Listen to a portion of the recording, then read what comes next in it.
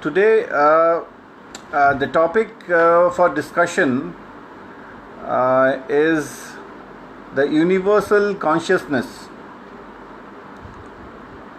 Now, and our linkage. Now, I would like to start with a small story. Like when I was a kid, my mom used to take me to the temple, and I would not I would avoid the crowd and ask her to go inside the temple, and I would stand outside, and she used to say, I should believe in God, and I should pay respect to God. And one day she took me to the priest and asked me to talk to him, and I asked, what is God? Now he said, say, I cannot define God. He has been from infinity, and he will be for infinity. Only the form changes, and he's indestructible, and he's everywhere. Sarva Vyapi.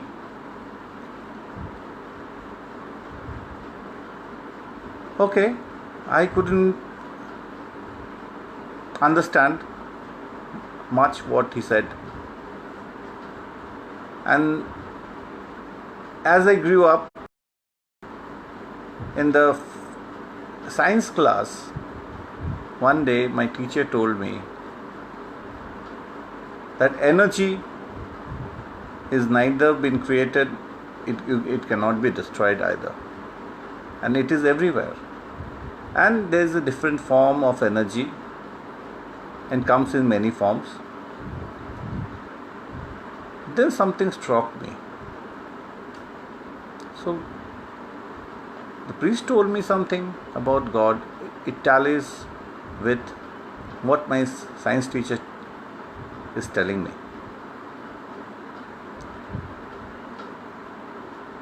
Then, as I grew a little bit more, class 10, I started studying and listening to people, ideas, and slowly a conception came into my mind. It got created that God and energy are the same. Maybe.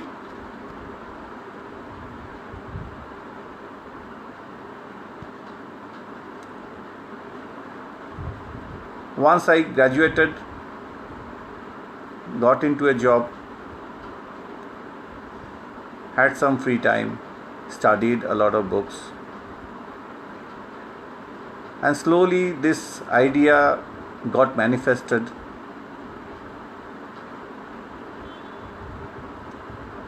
that there is a global consciousness. And what is that?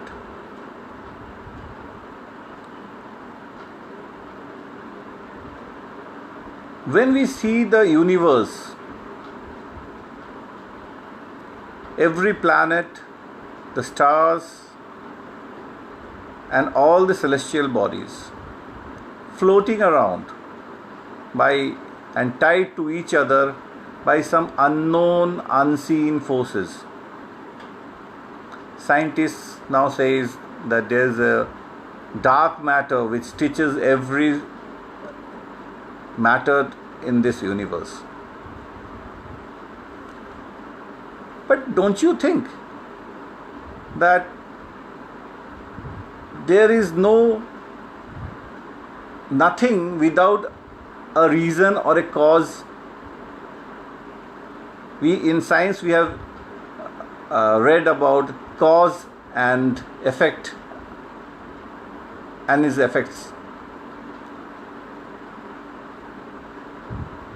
So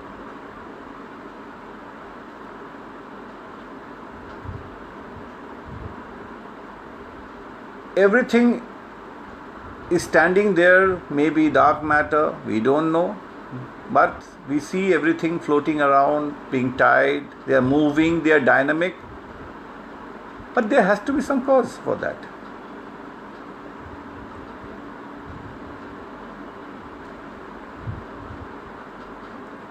And what is that? There should be some law. The believer would say it's the law of God. The non-believer would say it's the law of nature.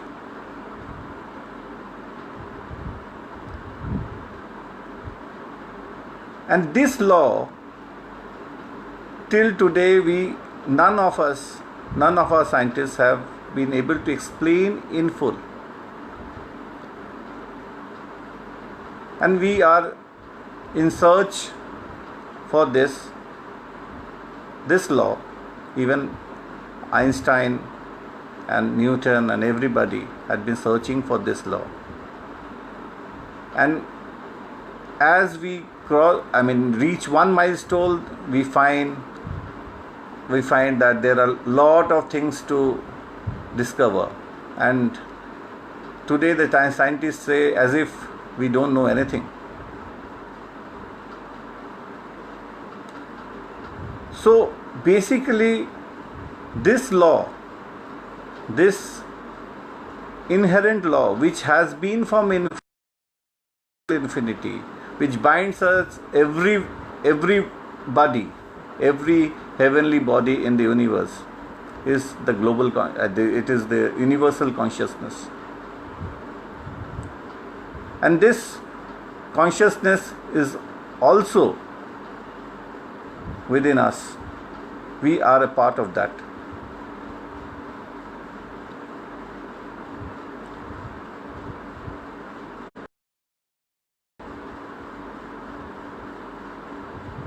Now, what are we? I said, we are a part of the global consciousness, or we are the part of nature, you may say. We own a part of this consciousness, and we are like a bubble which is owning a part. And within that bubble, we are having an identity. Now, what is this identity? This is an address which we call as me by name, and we possess things around us as mine. I am better, and we strive to be better, more secure. Nothing bad in that.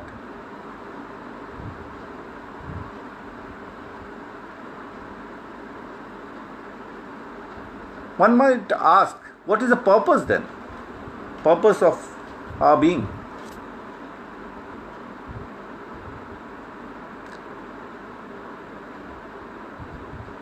The purpose is, what I believe, to enhance this consciousness which lies within us with the experience, and then connect it to the universal consciousness to help that universal consciousness to develop as it is a dynamic process, and it always learns and enhances from the individual experiences. I was going through a topic in which some scientists have written that whatever is happening around us, our surroundings, our genes, there is a etymogenetic change in us due to the surroundings. Like when there is a drought, there are different experiences people people have, like scarcity of food and all sorts of negativities.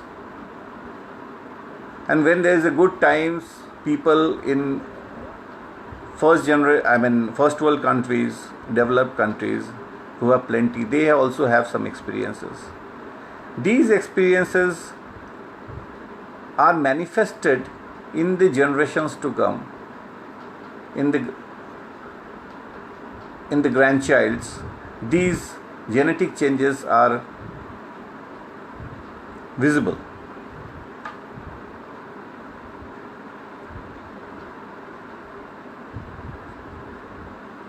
If we think in another way, that we change our surroundings, we change our way of thinking, it will definitely have an effect of change in our genes.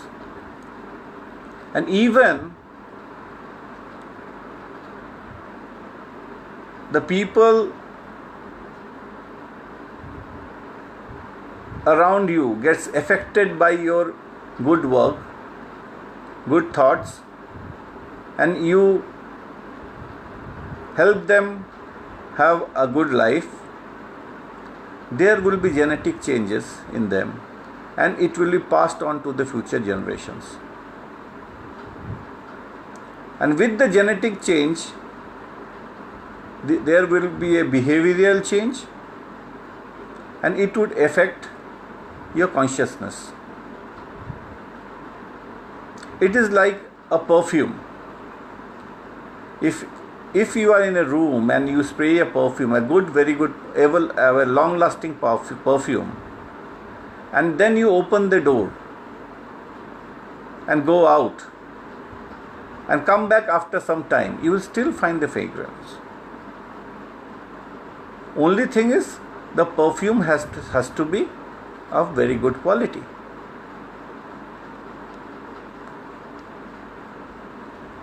And to get a good quality perfume, you have to invest in energy. That good perfume made. Similarly, in your life, you have to invest the energy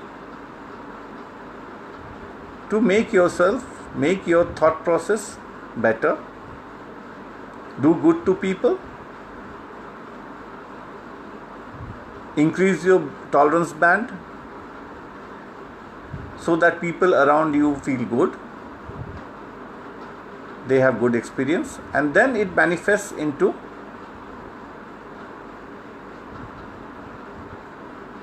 the consciousness within you and the people. And then when you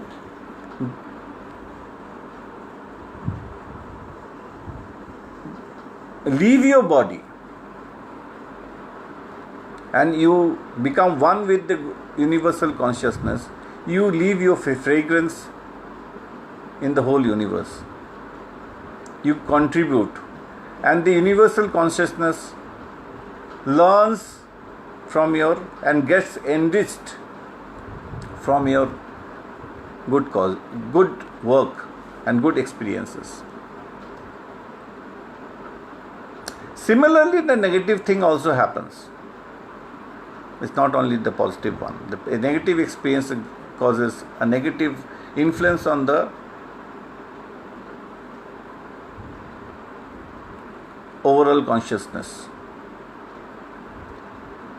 But on a whole, it doesn't affect the universe as such. Even we fight, we have so much animosity within the people of the earth, and we destroy the earth, nothing will happen. We are just a small, tiniest speck in the whole universe, and nothing will happen. If the earth goes away, the earth is destroyed by a nuclear explosion, or it doesn't be into existence, nothing will happen in this universe. The universe is quite a big to be affected by a small speck of glitch. It's like a small glitch which is almost unnoticeable.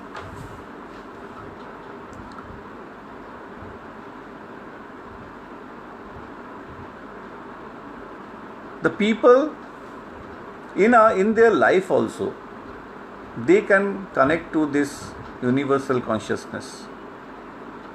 It happens when you tend to lose your identity. You forcibly lose your identity.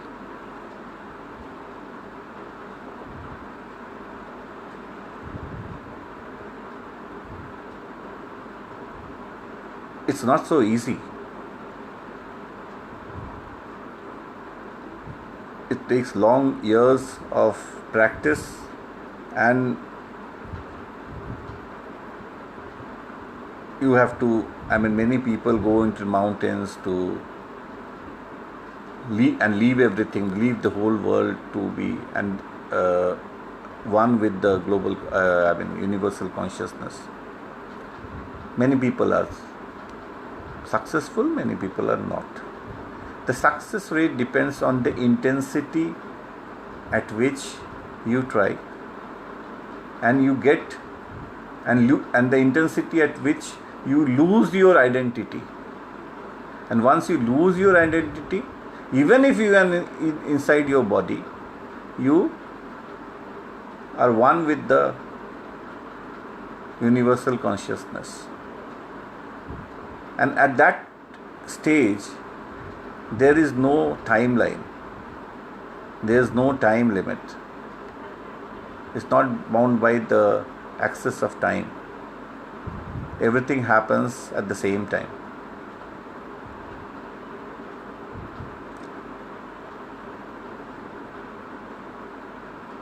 So what we need to do,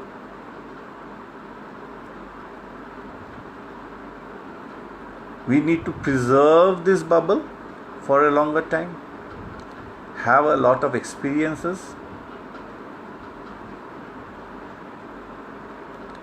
increase our tolerance band. Like Ramakrishna Paramahansa Dev once told, Joto Maut, Toto Pot. That means there are numerous ways to the common goal. Whatever is the fate, our goal is common.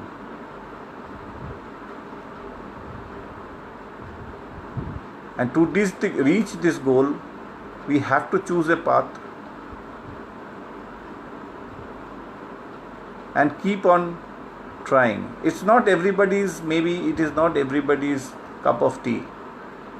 And that is why in the religious practices, people are preached to follow a certain step of rules, certain practices. Like we are,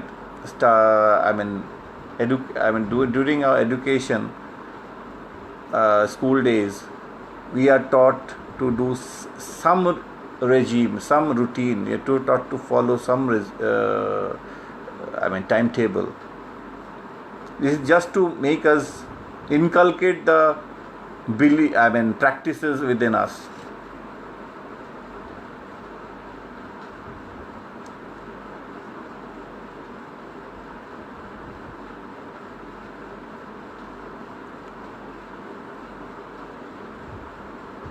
So we have two paths. One, renounce the world, and second, be in this world and practice what are the ways to reach what are our Gautam Buddha, Bhagavad Gita has been telling us, what Quran Sharif and Bible has been telling us to do. We can follow that within broad mind, open mind, and try to reach that goal. Or we renounce the world and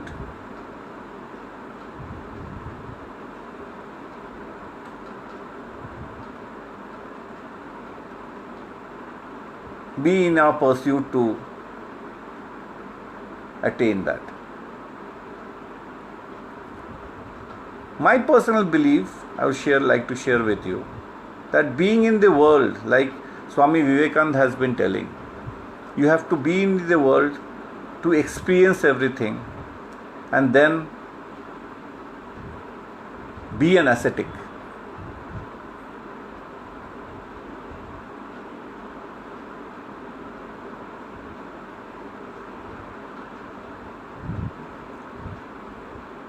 It is difficult,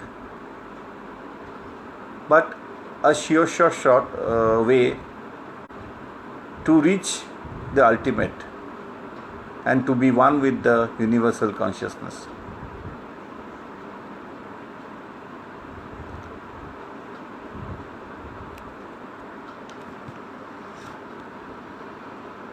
Sometimes it's very confusing for people.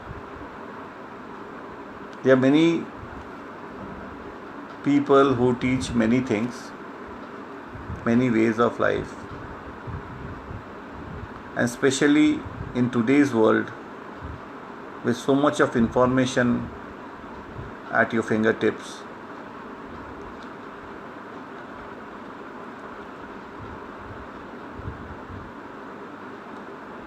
It is very difficult to choose the right path, and often people get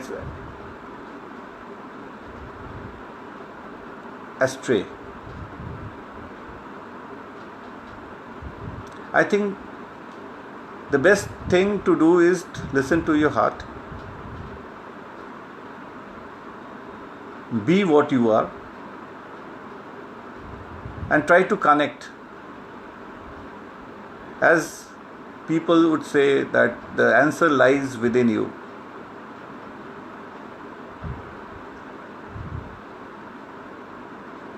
You search inside you, yourself. The deeper you go, you get the answer to that. Every question that you have.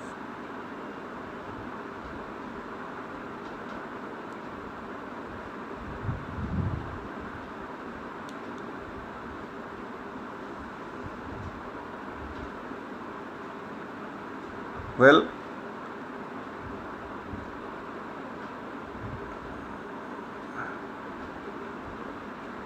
I'm not very aware of,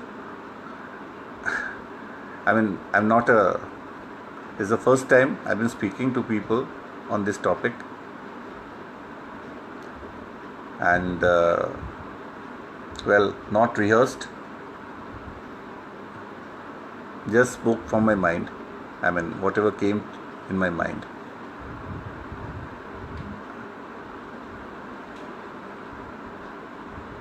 Especially I'm not able to get any feedback because whatever public speaking I have been doing doing in front of live audience.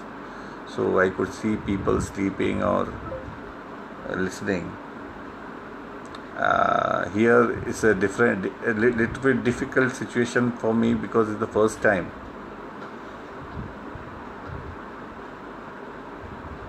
And